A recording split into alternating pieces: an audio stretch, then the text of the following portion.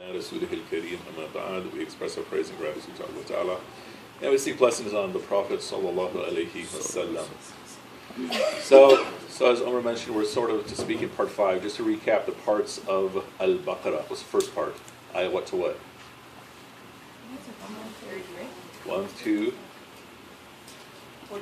39. Come on, guys, 39. 1 to 39. I said 30. Close enough, yeah. You could have said 52, but okay, so part 2 is Ayah 39 to, or Ayah 42 to? Oh, just a random guess. Okay. All right. So a recap of the structure of the surah. I'm sorry. 74. Mashallah. Okay. Good use of notes. So part 1 is the introduction, Ayah 1 through 39. Part 2, which is the address to and about the children of Israel, which is Ayah 40 to 123.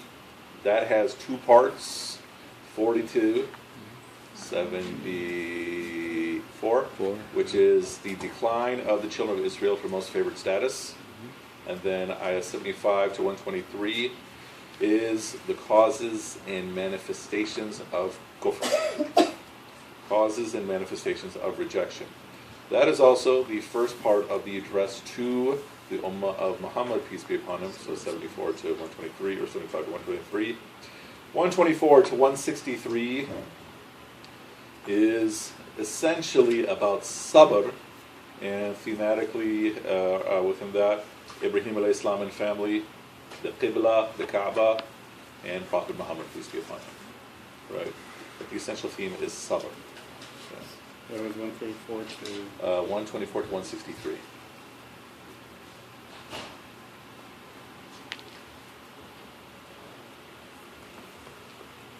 Yes.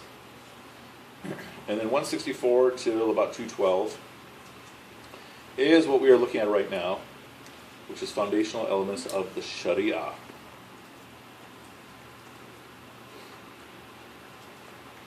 So in the first half of the surah, going up to Ayah 143, how many commands do we have? Or no, first, let's say 143 ayahs. I think it's 11. Give or take. What was the first command? You love your Rabb. Second command. Yes. Do not set of equals. Don't make rivals to Allah. Third command. Give each other good tidings. Give good news to those who believe in you right, that they have gardens beneath the rivers flow. That didn't sound healthy. Yeah. We've just lost the Sith Lord. Fourth command.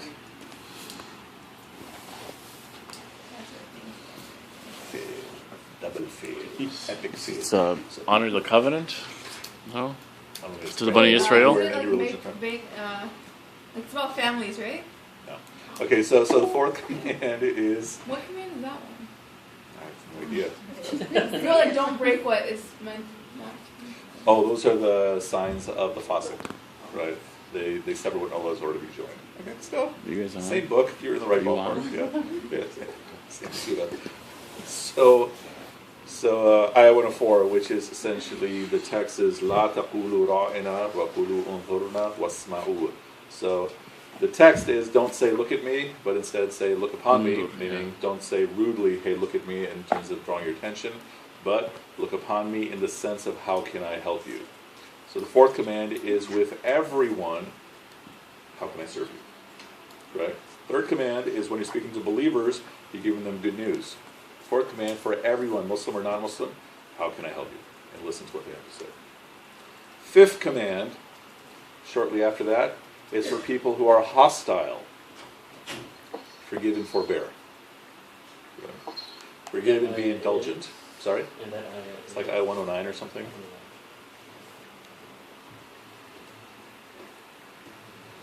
So 3 groups of people, assalamu alaikum. 3 groups of people. First one is, or the first 2 commands relate to our relationship with Allah Ta'ala. The next 3 relate to our relationship with 3 possible groups of people. One is believers, one is everyone, and then one is hostile people. Command 6 and 7, Salam Zakah. That's 110, Salam Zakah. And 109 is forgive. And also consider this, that Salah is your foundational practice as a Muslim, right? Like as-salat imadul deen. As-salat is the pillar of your deen. One of the easiest ways to measure your iman, if there are ways to measure iman, is to look at the condition of your salah. Yet, it doesn't come for a full 100 more or plus ayahs in the surah. Okay? But all these other things come first before telling us that we have to pray. Why do you think that it worked out that way? Because it would make it easier to do all of those other things if you started with salah. We would think that, but I think what to take from it is how much focus there is on people and interaction with people, right? You know, one of the questions we've been exploring over the course of these discussions, what does it mean to be religious? And usually when we speak of being religious, we're talking about fulfilling the acts of piety, meaning salah, zakah, hajj, all those things. But one thing to take in terms of our deen, one side is our obligations to Allah Ta'ala, another side is our obligations to people. And it's very easy for me to grow a long beard, have a miswak as big as a microphone, and, you know, walk around, you know, spewing pieties and making all my prayers and thinking, you know, I'm on the right track, and yet I'm a jerk to people and all that. Right? So that's the point. The point is that I have obligations to Allah Ta'ala, but I have also obligations to people. And a lot of times, what turns people away from people of religion is because they get so high and mighty over their religious practices, and they lose things like common courtesy, what to think of ethics and justice, adab. Right? Okay. So we're in the middle of this section, 164 to 212, foundational issues, elements in the Sharia. And that section began speaking about ayat, looking at all the world as ayat of Allah Ta'ala. Okay. Going back to that example that we talked about so many times, the example of the leaf falling from a tree, right? That everything that you see, you have been socially conditioned to look at ayat, look at these things as ayat of something, right? So if someone is wearing a certain type of clothing, a certain brand of clothing, it becomes for you a sign, maybe of their socioeconomic status, maybe it's a sign of their interests, right? Everything's a sign of something. How someone lives in terms of the details. What is their furniture like when we're inside someone's home? The cleanliness of the home, and mashallah, everything's nice here, so thank you very much. But the way a person speaks becomes ayats in our minds that we're socially conditioned to interpret. And so the point is that as I get closer to Allah Ta'ala, everything becomes ayats of Allah. Meaning, I see this item of clothing and this reminds me of something, but as I get closer to Allah Ta'ala, I see this item of clothing and it reminds me of Allah Ta'ala. Okay. Right? So, a leaf falling from a tree, if you've grown up in the Midwest or the Northeast, we said, is usually a sign that the fall is coming, that the weather is changing, school year is beginning.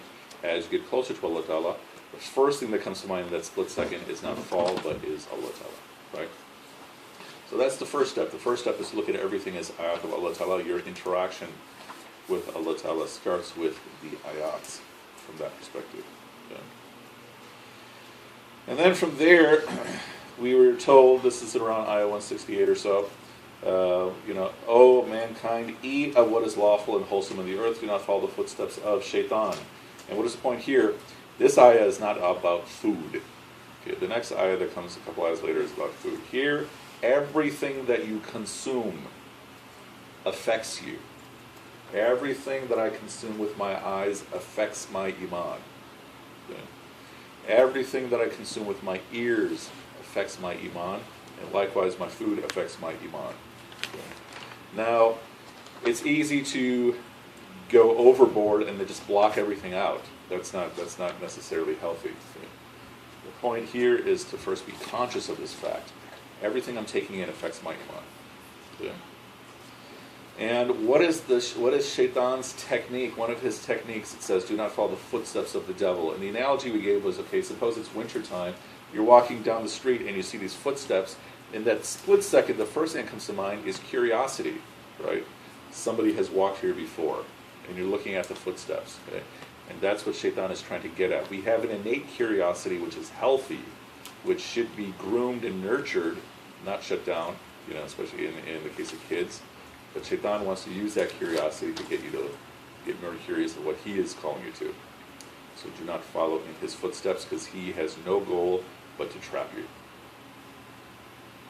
Which leads into ayah 69. What are his techniques? He wants to command you to do wrong. Okay. Worse than wrong is fahash, which is essentially, in a nutshell, commonly translated as indecency. It's wrong when two people do it together, that type of wrong. Okay. So this is fahash, okay? Which means it's become public. Okay. So the first wrong that is mentioned, the shaitan capitalizes on this curiosity, and in curiosity is this fahish situation. So he's trying to get you with his curiosity to lead you to do wrong. Yeah. Right. And the first wrong that's mentioned is fahish. Is soup, which is just doing wrong bad. Oh. So the opposite of hasana, something like that. Oh. Yeah. Right. Su sayyi'ah. Okay. Right. And then wal fahsha. So that would be, it's commonly translated as indecency, but what does it mean essentially? Think about indecency. You don't do indecency by yourself. Yeah. Right? Indecency involves someone else. Okay. And those, that's a significant leap, because now you're involving someone else. Now you're contributing to corruption in society. That's why sins that involve other people tend to have bigger punishments, as opposed to sins that are done by yourself. Sins that are done by yourself, you should keep under wraps. Don't tell anybody. Nobody needs to know. Right? But when they involve other people, then they get big. Okay? And then worse than that, وَأَن تَقُولُوا عَلَى اللَّهِ مَا لَا تَعْلَمُونَ, to say things about Allah Ta'ala of which you have no knowledge. Okay? Meaning, to say wrong things about God. Which is even worse. Why is that worse?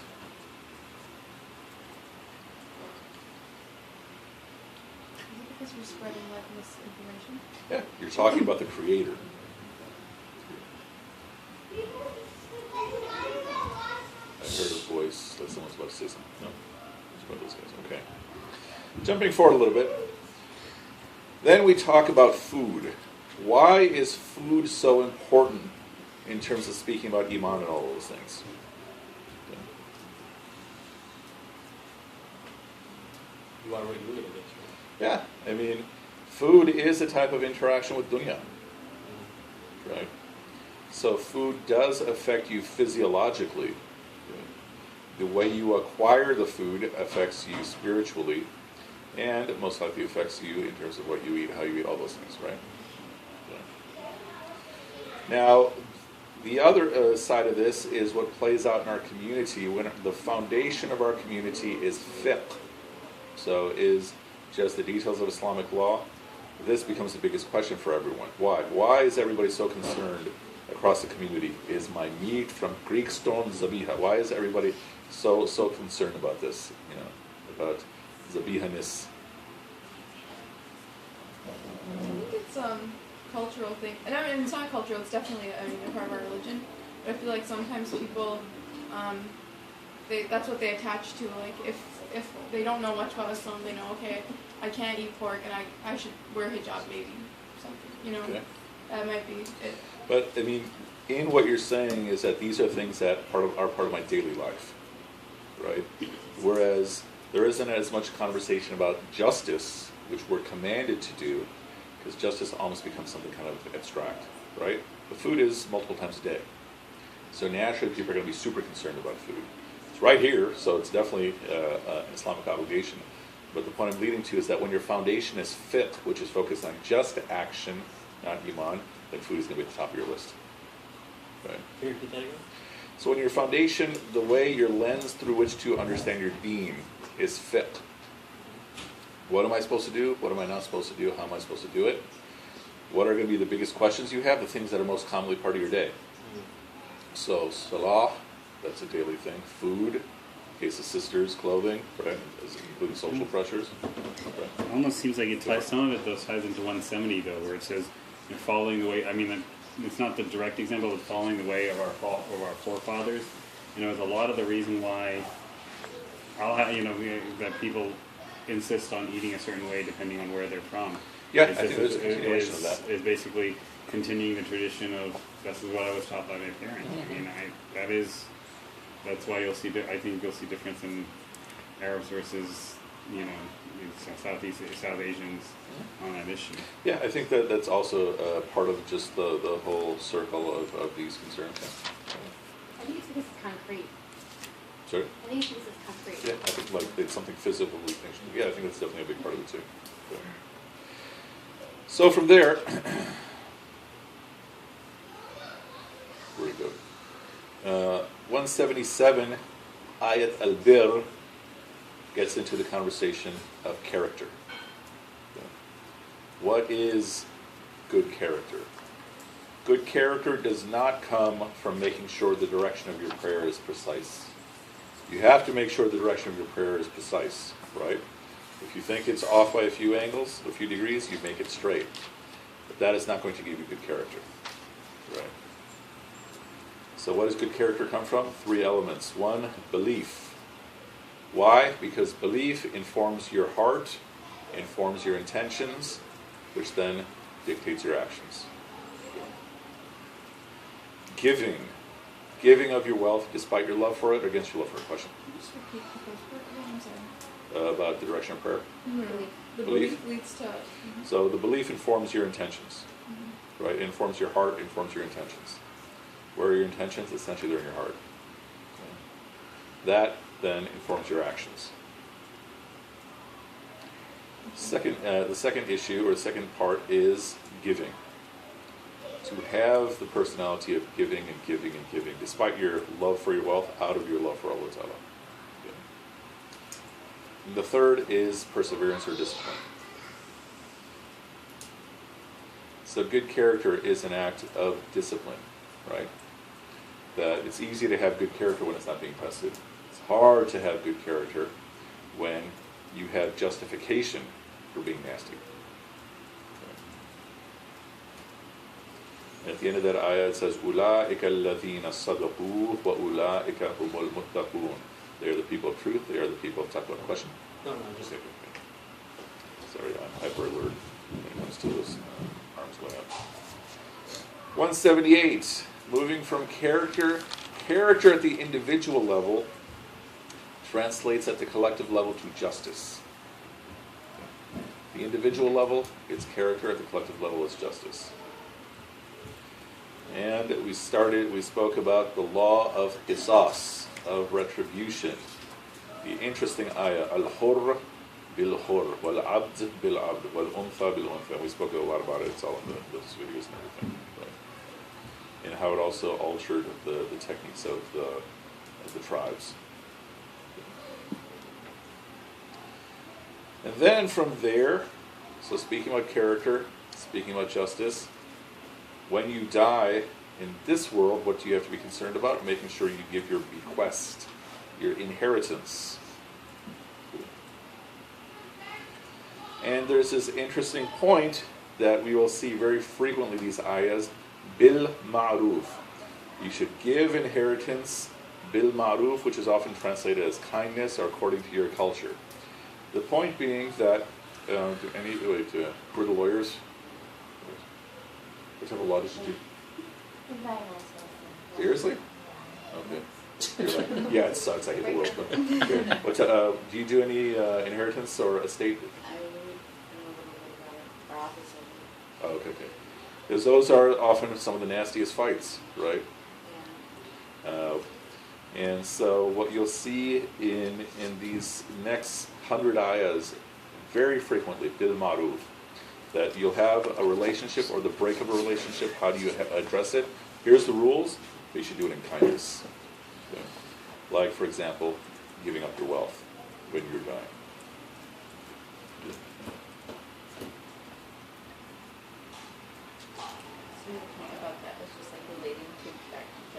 So these are just the passages that we're looking at, just looking at the big themes, getting us to where we are right now. Yeah. From there, we get to fasting. Yeah. Now, how does fasting relate to character? That we said character is an act of discipline. Right? Fasting is an act of discipline. And I keep re-emphasizing, fasting in our tradition is not an act of self-denial. It has self-denial aspects of it, but it's discipline. You start your fast right at this moment, you end your fast right at this moment. Okay. You don't get extra points by delaying your fast another 5 minutes, right? You might actually lose points. And then we also spoke, this was one of our last sections, about the nature of spirituality in our deen, in contrast to how people commonly in our culture look at spirituality. And the basic point is that when people commonly speak of spirituality, they speak sort of some sort of exhilaration, right? Like in intoxication. Whereas for us, you're actually removing the fluff of that's keeping you from seeing reality for what it is. Okay? So this is an experience that you often have with fasting. A lot of people go through fasting and they kind of feel like they're actually losing something. You guys, what's actually happening is your filter is getting cleared up. You're beginning to see reality for what it is. That is our spirituality, or a major part of our spirituality. There are elements of exhilaration and all those things, but it's a major part. Leading us to ayah 186 in the middle of those passages on fasting. وَإِذَا سَأَلَكَ عِبَادِي أَنِّي فَإِنِّي قَرِيبٌ. And when my servant asks you about me, then I am near. Right? And we understood this a few ways. What is the answer to the question for where is Allah? Allah is near. But the fact that you're asking about Allah means that He is near to you. أُجِيبُ دَعْوَةِ الدَّاعِي إِذَا دَعَانِي. I answer the call of the caller when he calls.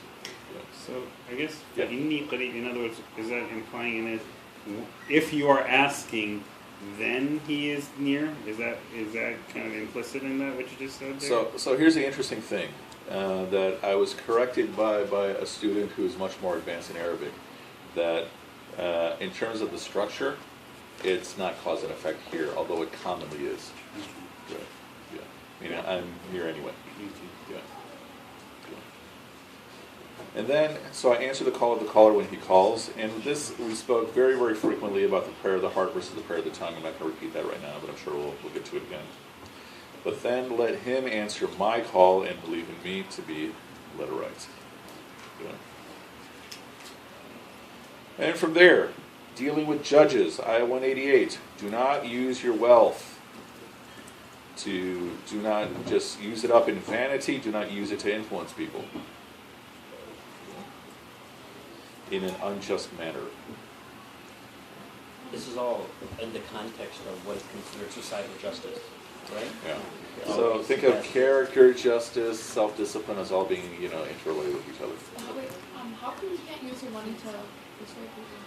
I mean, not like Well, not like in a bribery way. Well, I think you just answered the question, right? I mean, if it's gonna get you to wrongly take away someone's wealth, then that's what the problem is. That's what it specifically says, right? Yeah.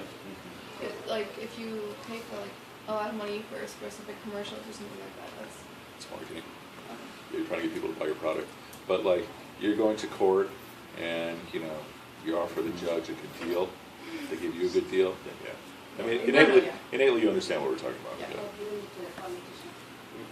Yeah. I'm sorry? Giving to politicians. Yeah. That's a good full question that we'll probably have a discussion on. Not this moment, but yeah, I'm sure we will, inshallah. Yeah. What else did we speak about? 189, superstition versus upright conduct. Which ayah was that again? The one about the judges? No, the superstition. 189. Yes, I don't know about the moons. They ask about the new moons. So, How about entering the house? You said So, the new moons. entering the house is it's not righteousness that you enter the house from the back, so you enter, but your focus is on taqwa. Meaning, superstition often leads us to behave certain ways, right? Like walking underneath a ladder, opening an umbrella indoors. It has no effect on anything, right? But then people might consider that they're going to have bad luck. You break a mirror. What is it if you break a mirror? yeah. 7 years bad luck? That explains so many things, right? When I convince someone else to break their mirror. So anyway, no, all those other things, and the things in our community that what is it? You put like a thing of charcoal from their eye down, and suddenly they're protected from nazar. Yeah. I mean, yeah. Really? Really? That's Right now, there's gonna be some Never heard of like this. wiping it off. Yes, yeah. Like tribal tattoos on. Try and make them not look at the face. Distract them by looking at the bad black dot. It kind of distracts them from the beauty of the face. Oh, is that what they did? That's what I've been. That's what I was told by people who were in the know about this stuff. It's like a black mark on So what not to take from this is about the evil eye. Okay, things like the evil eye, that's real. Okay. The thing to take is all the bizarre things that we do as protection. You know. Like what is it? If you do something, you throw salt behind your back or something. Then what do you do? Yeah. No, it just means like someone's coming or something. That's the doorbell. I guess so. Just for clarification, if it's Yeah. not too much of a tangent, what are the things that we do in order while shunning superstition? What is the prescription for Protection. protection? I mean, primarily the last two surahs, right? When you are praising someone, dun dun dun, when you are praising someone, you should always follow up with mashallah. Because even when you're praising someone, you might have envy in it and not realize it. Yeah. So the point is that I might be saying something nice to somebody and not realize that there's an element of aggression. So anytime you praise someone in any capacity, you say mashallah. Sorry? Nazar is very real. Yeah. Nazar is real, black magic is real, all those things are. But the protection is to read Surah Falaq, Surah Nas. The last two surahs are very, very powerful against any black magic. You might have to read it multiple times and do more things, but depending upon how fierce the black magic is.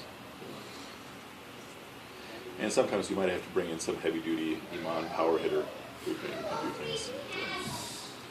And then from there, we get almost to where we are.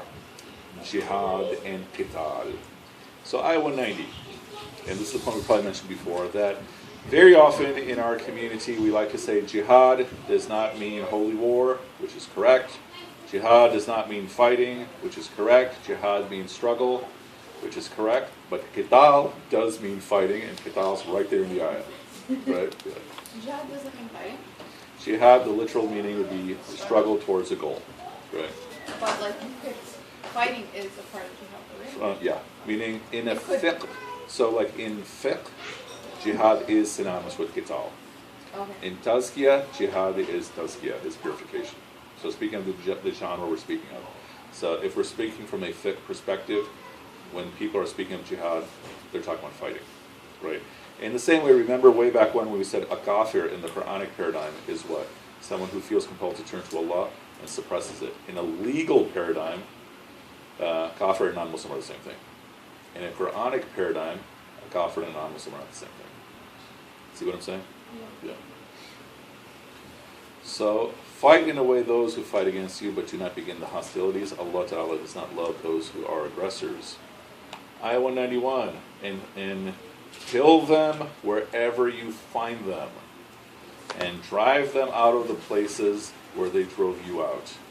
For fitna ashaddu min al-qatl. Al-fitna ashaddu min al-qatl. Fitna is worse than fighting.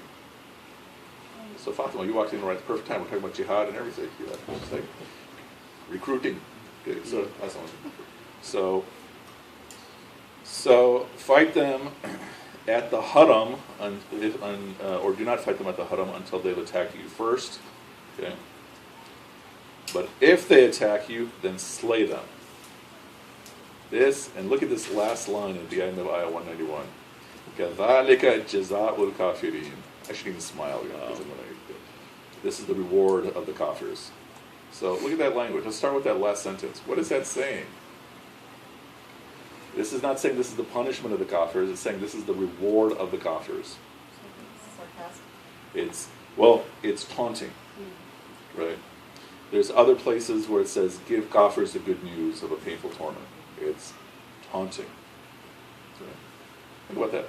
Allah Ta'ala is giving this language. So now, I think we did or did not speak about some of the, or did we? I think we stopped actually right. That's where we were. Yeah, Okay, so that was the let's last talk side we were. Okay. My last note says just war theory Okay. to be continued. Okay, so Yeah. let's look at the ayahs and then talk about the whole thing. So 192. If they stop فَإِنَّ اللَّهَ غَفُورٌ رَحِيمٌ. Then Allah is forgiving, merciful. 193. And fight them حَتَّى لَا تَكُونَ فِتْنَةً. And so fight them until there is no more fitna. Okay. And deen is for Allah. Okay. But if they stop, then let there be no hostilities against the wrongdoers. All the rudiments of the principles are principles of war right here. And then 194, Shahrul Haram Bishahril Haram. Okay. So the forbidden month for the forbidden month, Hurumat Qisas, and forbidden things in retaliation. Okay. And the one who attacks you, attack them in like manner as he attacked you. Have taqwa with Allah, and know that Allah is with the muttaqeen. Okay, so some fundamental principles and ideas and concepts when we speak about jihad. One, if we were to look at overall, let's address this a few ways. Well, if we look at overall the way jihad is addressed in the tradition, that's the first thing we'll talk about. Okay, and then we'll talk about some of the details of actual fighting. Okay? The first part is more relevant for us. The second part is more just so we know we have answers, right? Legitimate answers for legitimate questions. Okay. So if you look in the overall conversations on what we call jihad across the tradition, you find a couple of different categories. One is what in our language we'd call the struggle for existence. Okay. So everything that's involved with just staying alive. Okay. Everything that's involved with just having a normal, stable life. The struggle for food, the struggle for shelter. This is the first category. Okay. This is not unlike Maslow's hierarchy of needs. Okay. So Maslow's hierarchy of needs, your first is what, for like shelter, and then, I don't remember anymore. Security, and at some point becomes spiritual fulfillment and everything, right? So category number one, jihad, is what we would call struggle for existence, which leads essentially to a struggle for self-determination, still all category one. Okay. Struggle for existence is to stay alive. Self-determination is to live the way you want to live. Okay. Second category is essentially what we call purification of the self. Okay. Tazkiyah. So you're going against what your nafs wants.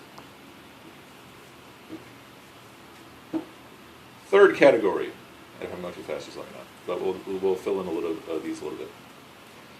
Third category is da'wah.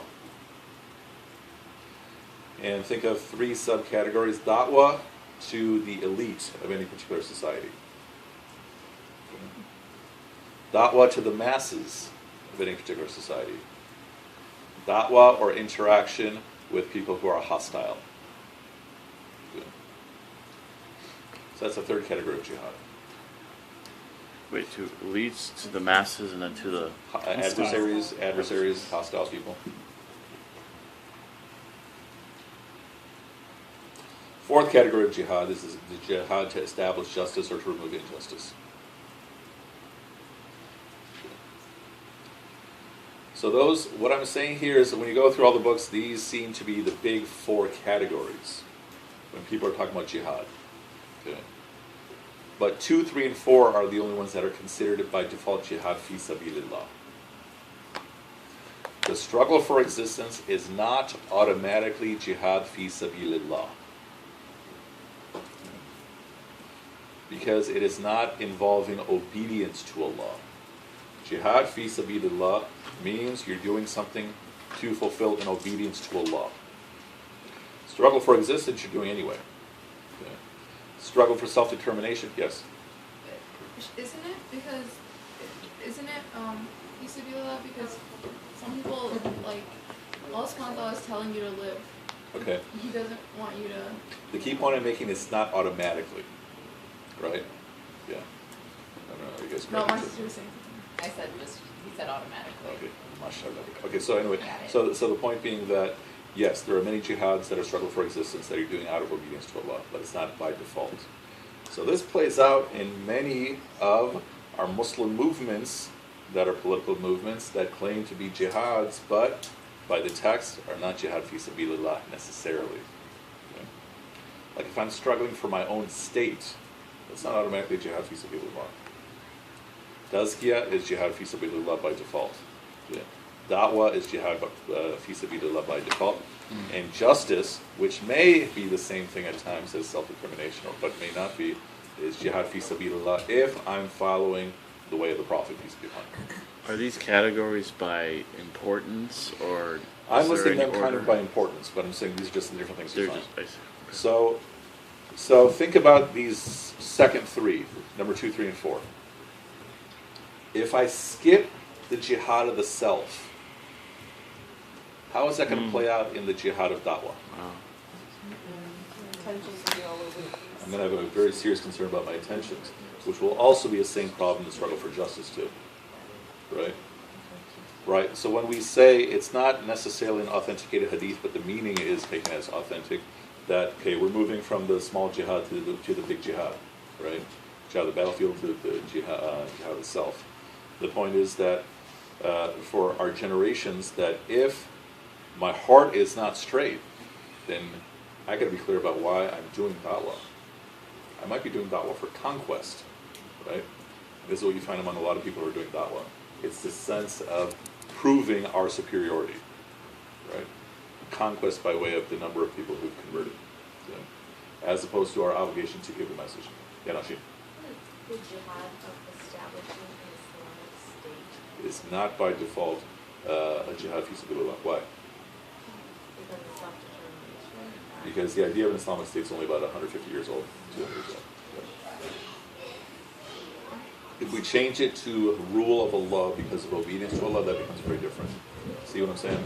It becomes slightly semantics, but the point being that the rhetoric of an Islamic state grew in response to the growth of the nation states, and the nation states were only a couple hundred years old.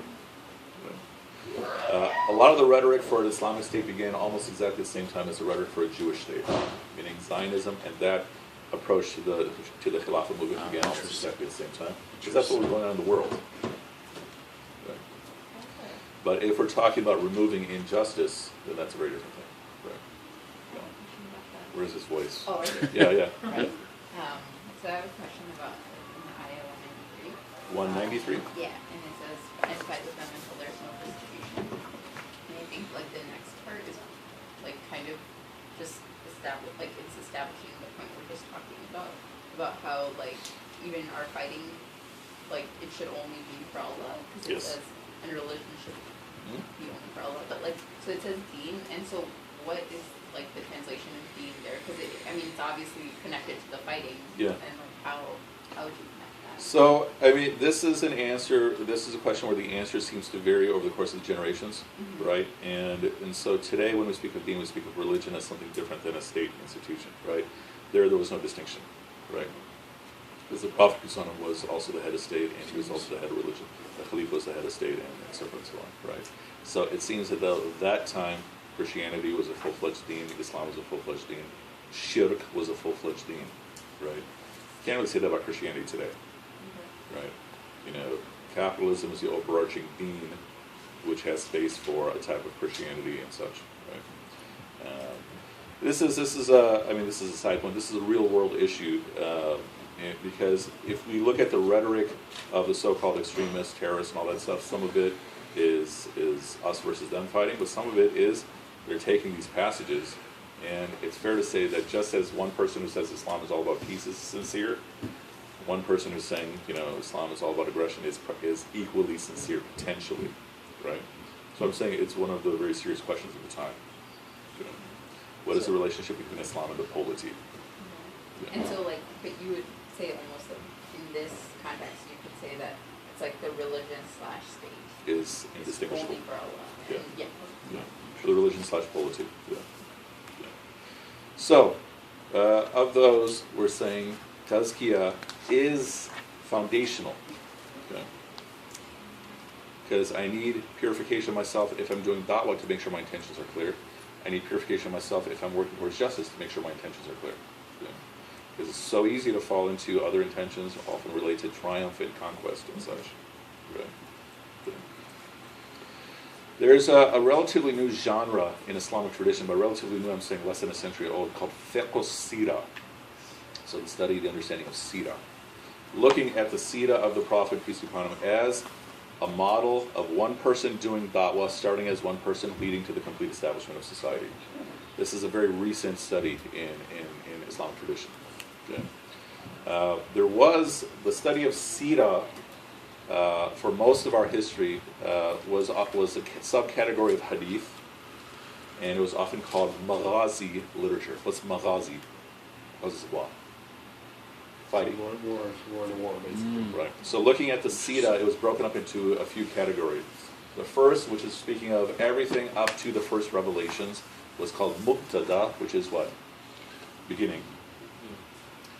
And maybe that might even go up to Hijrah. And then Mab'ath, which is spread, which is the Prophet doing da'wah. And then Maghazi, which is Badr, all the way until the end. Good. Mubtada, Mab'ath, Maghazi. This is how it was often categorized.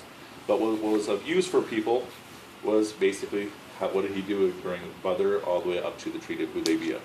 Okay. Why? Because at that time, we're speaking of an environment where there's already an Islamic polity established, right? From the time of the Prophet, peace be upon him, for most of those Muslim lands, we're talking about a continuous Islam. Okay. So why is it this new study? Because that continuous Islam is gone. Okay. From a political level, right? But if we speak about people and networks, that's still going on. Okay. One of the big figures who started this field is Ramadan Bhuti, who is especially interesting because when the revolution, or whatever you want to call it, was happening in Syria, he became infamous because he was seeming to side with the dictator of Syria. But then, as the story goes, he changed his stance, and then shortly after that, he was killed in a strike. And the subcontinent scholars do a lot of this. Right. In addition, when scholars would teach lay people, they would often not focus on fiqh as much. They would focus on teaching lay people sirah. Sirah and Shama'il, right? To get to know the Prophet, to get close to the Prophet. Right. But the point I'm making is that fiqh sirah becomes an analysis on how to have a whole movement. And that's a recent development in Islamic tradition, or seems to be. And the point you're making is that like we're like the way we're teaching Islam is to make us into groups that are like with a purpose. But what I'm saying is that fourth category, the struggle to establish justice, how do you do the justice? Fiqh of Sirah is trying to answer that question. Okay. So what were all the steps that he went through? First, he did da'wah. That's the underlying thread, which is the third category of jihad that we spoke about, right? But then how did he respond to people who were attacking him, right? First, he said, keep your hands tied. His followers, don't strike back. Okay? And then as the aggression increased, then his followers were getting tortured, still keep your hands tied. But then they were given permission to go migrate. You can't take it, go over there. Okay? But then when he arrives at Medina, now he has a certain amount of power and influence. So then he started, what were the first things the Prophet did, peace be upon him, when he arrived in Medina? He did about 4 or 5 things. Masjid. Makes the masjid. Sorry? Yeah, the ukhuwah, the Ansar's Marketplace. Muhajirs. Sorry? Establish the marketplace. Marketplace, what else? He established a treaty with the. Got rid of the mosquitoes. Did he? Oh yeah, there was a big issue with DDT? There's poetry on this. Oh, really? Okay, I'm not familiar with this. Okay, mashallah. The pact with the Jews. The Jews and the Christians. Yeah. And the one that no one mentioned, well, he also changed the name of the town. Was right? it the letters? Letters comes after the Treaty of Hudaybiyah. The one that no one ever mentions is that he announced to the Quraysh, any of your caravans that come near us, we're taking. Yeah. Oh. He's seizing the caravans. Right? Yeah. You can say that's awesome. Yeah, right? Point is that he is now at this level of authority that he's basically saying to the Quraysh, you are the oppressors, keep your caravans out of our reach, otherwise we're taking them. That's an aggressive move. Yeah. Because that's what compelled the Battle of Badr. You have a question? Mm-hmm. Somebody? Oh, no. Okay, good question. Okay. That was the missions were established afterwards, right? After didn't that come later? The scouting missions, which ultimately led to the Battle of Badr. Yeah, but it's all literally within the first 2 years. Yeah. So I mean, because Abu Sufyan has a caravan that's coming back that has half of the year's wealth. Yeah. And so his concern was, I don't want to lose my caravan, so I'm going to go around. And the hawks in Makkah are saying, no, make it go right through, and we're going to go to war. And then back in Medina, the question is, okay, do we go for this, or do we not go for this? If we go for this, we see that they're sending forces we fight, and that led to the Battle of Badr. Right. The point being that these were all steps that then get itemized, so to speak, or outlined step by step in the Prophet's movements, right? Leading to the battles, and then leading to the Treaty of Hudaybiyah, which is a big victory, because at that point now he's being recognized. And so that's when he starts sending letters to everyone, right? Because now he's recognized as a leader. And then the final Hajj. Yeah. Okay, so that's how jihad is categorized. Yeah.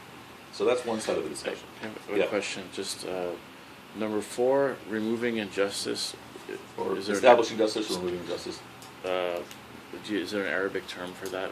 Or did you? I don't know if I mean, I the missed it. common is inqilab, which is basically revolution. But think of, I mean, this would still be mab'ath, this would still be expansion at that time. Because under Omar, what's taking place, right? They're sending letters, okay, desist, surrender, otherwise we're going to fight you off, right?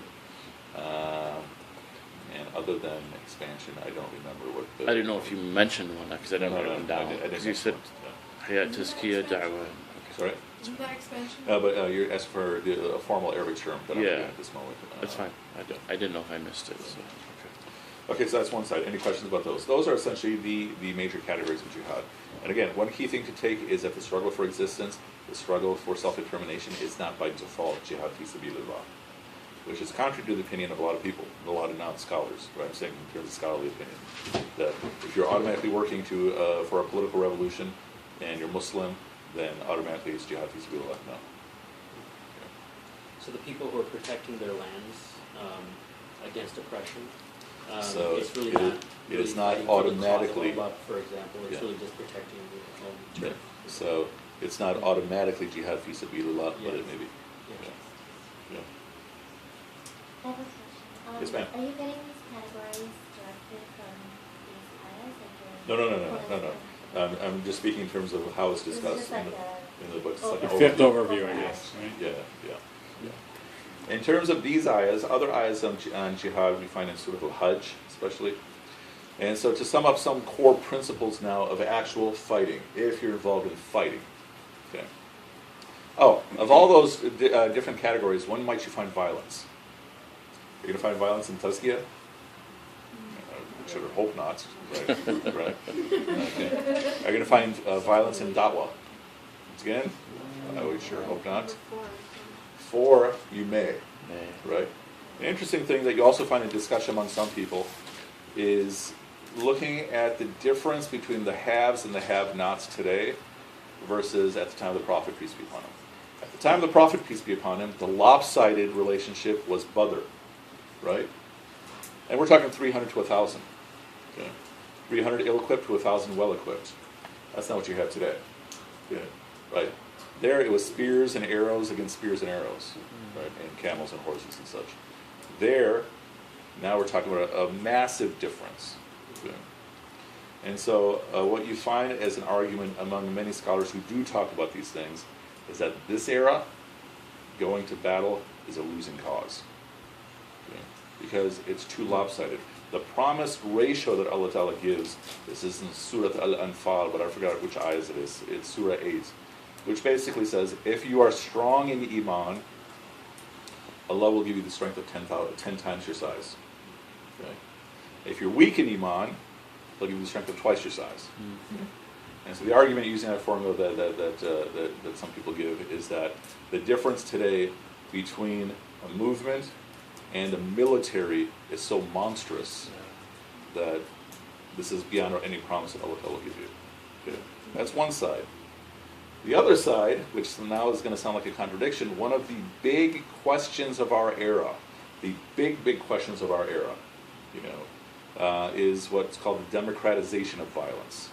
Meaning, 9/11 took 19 people, aside from conspiracy theories and all that, right? Oklahoma City took 2 people. Okay?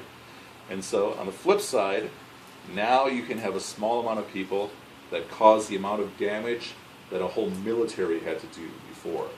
That's one of the big challenges. How do you stop that? Right?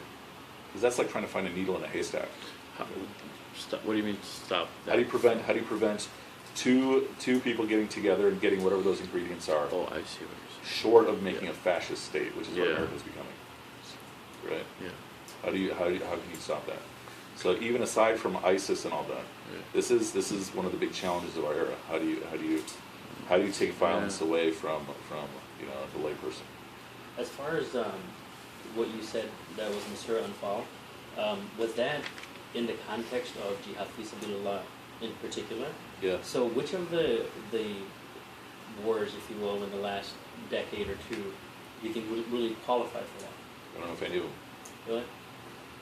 I heard, I can't remember where I heard this, but there's actually apparently a book written on this that in Afghanistan when they had the war with Russia, there's actually accounts that like angels, like All these miraculous things, yeah. miraculous things happen. Yeah. I heard the same thing about Kashmir too. Is that right? I mean, you even hear the same thing about Syria right now, Mhm. and you have to hold them with a very careful grain of salt. Is that right? Right. Many of the books that were published for the Afghanis to give them a particular type of Islam that would justify fighting off the Soviets were published. Nebraska. University of Nebraska. Yeah. Yeah. And you guys know Just- Ashar Qureshi? Yeah, Just when saw I that was- yesterday. He was saying that like when he was there, for CNN and he was looking at the books, our Sunday school books are, La ilaha illallah and here's Dawood praying namaz, right? Theirs were they're learning math by how many dead bodies and stuff in their kids' books. This is stuff he saw with his own eyes, Wow. right? Yeah. It was in the Bhutto documentary. He was in what? I watched a documentary about Bhutto, Pakistan, and it was in that documentary. Bhutto. Bhutto. Bhutto. Bhutto. So he was- In the media when they talk about jihadists and jihadists, what are they talking about? I mean, The media? yeah, I mean obviously they're making up. So what are they referring to? Islamist, jihadist, Islamofascist are also often referring to the same terms, the same type of person, which is essentially Muslims who are aggressively trying to assert a political Islam. So there's almost they're not saying it's just fighting. They're saying There are some people who would say that, like, even make a distinction between Islamist and jihadist. Like, they would say Islamist being somebody who's, like, there's some people who actually, in other words, their goal is specifically, is the idea of fighting overarches everything else. And as they become, and they, there may be a point where you can make an argument, just from an intention standpoint, where you're worshiping the act of fighting more than you're worshiping your Creator and your duty to Allah Subhanahu wa Taala. If I'm understanding you correctly, that would be our critique, yeah? That would be our critique. I guess there are people who would fit into a critique from us, Okay. which, in other words, where you use that, if you use that label, there are people who we could actually apply that label to if they were not following. It's not from other. If they were not following, if they were not checking their intention, exhibiting the taqwa that it requires to go into fighting, then they're actually worshiping the idea of fighting, of subjugation, of domination over the idea of worshiping Allah Subhanahu wa Taala. Okay. I think I understand and agree, but I think your question is who's the media talking about? Which I don't think that's what you're talking about. Okay. And so what I'm saying, in my understanding, the media is basically using those terms interchangeably, although we would see a jihadist, so to speak, an Islamist potentially differently based on intentions. But people who are aggressively asserting a political approach to Islam. I guess the reason I'm confused is because there's something defending something like removing injustice, then there's establishing something new Yeah. in Islamic State. And actually those four that you mentioned, establishing a state didn't fit in any of those. Yeah, the last one I'd say establishing justice or removing injustice, but not establishing an Islamic state again. Right. That's a recent thing in Muslim conversation. Yeah. I feel like number one is usually couched in terms though of number four. Absolutely. So to separate those two is tough. Yeah, again, I'm talking about how it gets discussed, but the point being that one is not automatically. Yes. I feel like the way that the Prophet ﷺ dealt, he was very sharp political mind. So he wasn't just establishing an Islamic state when he was all by himself. Like, well, he did it when he was in power. So I think, I don't know, I just feel like we could learn from that. Like, That's the argument of fiqh sira, Yeah. that we have a whole manual, a whole template right there, right? Whereas before it's just looking at the battles, or focus just on the Treaty of Hudaybiyah. You find people will study the Treaty of Hudaybiyah as the model treaty, to the point that even today, like when Hamas offered a ceasefire, they said, how long was the ceasefire going to be? 10 years. They're getting it from the Treaty of Hudaybiyah, right? And so you still see quite a bit of that, right, for whatever it's worth. So focus on the Treaty of Hudaybiyah, focus on the battles and everything. And I have a question as to why people say the Treaty of Hudaybiyah so much, because after that there's the Treaty of Omer, which confuses me a lot, because there's a lot of rules that I personally just don't understand. yeah, sure. Like, are you familiar with the document? Are you talking about the one when he arrives in Jerusalem, or which one? I think it's in Damascus. Okay. And he says, you know, you can't build any new churches, and you can't fix your old churches. You know, you can only do jobs that befit someone who's from a low status. I don't know, something like that. Okay, that would probably be a separate conversation. But Like, why don't people study that document?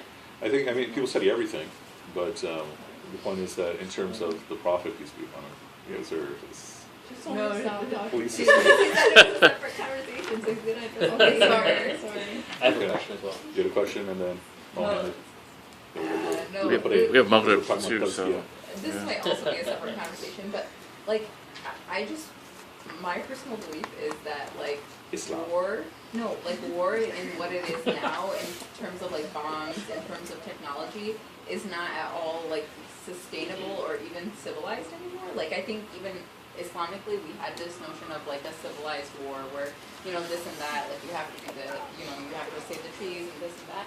And I don't know at what point like our whole civilization will come to a realization that like to get your point across or to have a certain, you know, whatever viewpoint or whatever you want in the world, like to kill people isn't a way to do that. Like, I don't know when we're gonna get to a Yeah, I point think where that'll, looking at what the Prophet, peace be upon him, was described about the future, it's probably not going to happen anytime Okay. soon. It's Yeah. just, yeah. Especially if that region that we talk about a lot, Yeah, But I mean, you can even continue your point. There's even discussion like, okay, so you can't kill innocent people, right? Yeah. What happens when you're firing a cannon? You know, you lose a lot of that accuracy, and so you have those discussions too. You get a point, and then let's go Yeah, to the play. just real quick, looking at these categories, and if we are really wanting to put at least the Khulafa Rashidun and the kind of conquest that they had in terms of expanding the Islamic Empire, would you categorize most of those as being category 4? Yeah, there's hardly anything that was really, you know. I mean, what they're doing is a continuation of what the Prophet did. Yeah. Right? It's not like they're But starting they weren't over. really removing injustice against themselves per se, Right. Aha. Yeah, so I'm saying they're removing, that fourth category is removing injustice, not necessarily against yourself. This is an important distinction, Okay. right? Really, to your point, Noshin, is often, I'm removing injustice against myself, right? Yeah. I see. Okay, so they knew of injustices being done. Omer, for example, when he really like exploded the empire by like Use fivefold. a different word other than exploited, but yeah. It expanded. You know, so he did that only in areas where he knew there would. I mean, is that really Well, what the thinking is? At that time, at that Islam, by definition, if you didn't have Islam, then by definition it's exploitation. Interesting. Right. Interesting. Wow. Okay. Good. Wow. What do you think about it? Let's talk about after Sure. Salah. وآخر دعوانا أن الحمد لله رب العالمين. I mean, that's ultimately the ultimate question. You know?